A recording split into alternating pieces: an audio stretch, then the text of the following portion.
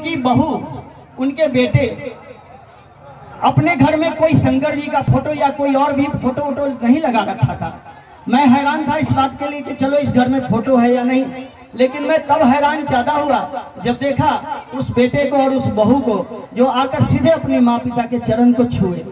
सबसे पहले मैं देखा कि आंख मंजते हुए उठे और वो मेरे भैया लगते थे, वो भाभी जी लगते थे, और फुआ जी के जाकर चरणों को छुआ। मैं कहा वाह रे वाह, क्या बात है।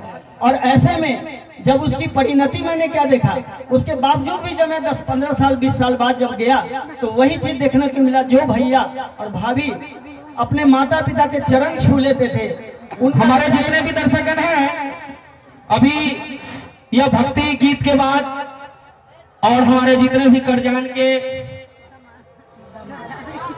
लेडीज लोग हैं या मेरे जितने भी भाभी हो चाची हो जो भी हैं, वो अभी नेक्स्ट प्रस्तुति को आप देखें, बहुत ही आनंद आएगा।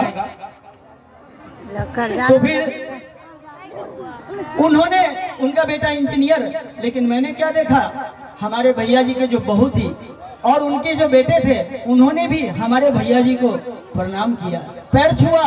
तो मुझे इस बात का एहसास हुआ कि जो करोगे वही आपको मिलेगा।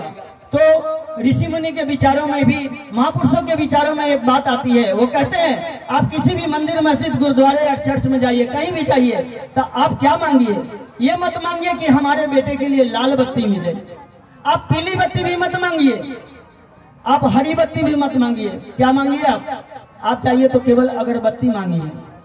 संत महापुरुष कहते हैं अगर बत्ती मांगोगे, आप जाओगे नतमस्तक होगे, आपका संस्कार उसके पास जाएगा और वो अपने आप हरा बत्ती, लाल बत्ती और पीली बत्ती में आएगा आपका बेटा।